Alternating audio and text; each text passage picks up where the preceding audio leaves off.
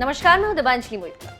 लद्दाख में सीमा विवाद को लेकर गलवान में चीन और भारत आमने सामने। इसी वजह से हुए खूनी संघर्ष में दोनों तरफ से सैनिक मारे गए।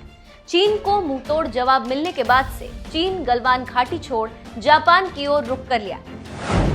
जिस आइलैंड पर चीन लंबे समय से अपनी नजरें गड़ाए बैठा था, उस ओर जापान ने आगे बढ़ना शुरू कर दिया।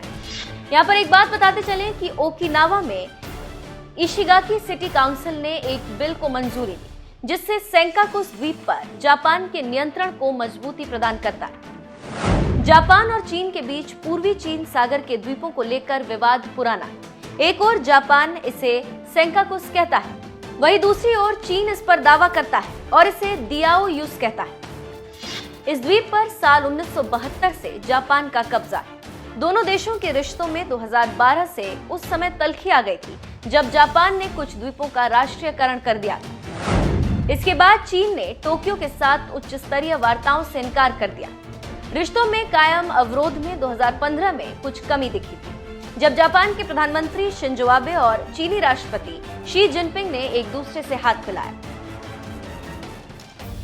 सिटी काउंसिल द्वारा बिल पारित करने से पहले बीजिंग ने टोक्यो को आइलैंड चेन में किसी तरह के बदलाव के बाबत चेतावनी दे दी। चीन के विदेश मंत्रालय द्वारा जारी बयान में कहा गया कि आइलैंड उनका है। बीजिंग ने जापान से दियाओयु आइलैंड पर किसी तरह के बदलाव या नए परिवर्तन से बचने की सलाह देते हुए कहा कि पूर्वी चीन सागर में स्थिरता कायम करने के लिए व्यावहारिक कार्रवाई करें।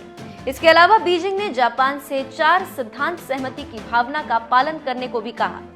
वहीं जापान के सिटी काउंसिल ने कहा कि ये विधेयक प्रशासनिक प्रक्रियाओं की दक्षता में सुधार करने के लिए आवश्यक है। बता दें कि अप्रैल के बाद से चीनी जहाजों को जापानी तटरक्षक द्वारा सेंकाकुस के करीब पानी में देखा गया था। चीनी जहाजों की संख्या पिछले कुछ हफ्तों में बढ़ी, जिनमें से 4 जहाज तो उस दिन भी देखे गए, जिसको जापान ने मुंहतोड़ जवाब देते हुए चीनी लड़ाकू विमानों को खदेड़ दिया था। राजनीतिक विश्लेषकों की माने तो चीन एक तरफ भारत, दूसरी तरफ भूटान, तीसरी तरफ जापान और चौथी तरफ मालदीव, 5वीं तरफ इंडोनेशिया से लड़ रहा है। लेकिन क्यों? इस पर विदेशी मामलों के विशेषज्ञों की माने तो चीन दक्षिण एशिया के साथ ही साथ अब विश्व में धमक दिखाना चाहता है। देखना होगा कि चीन की महत्वाकांक्षा कहां जाकर रुकती है।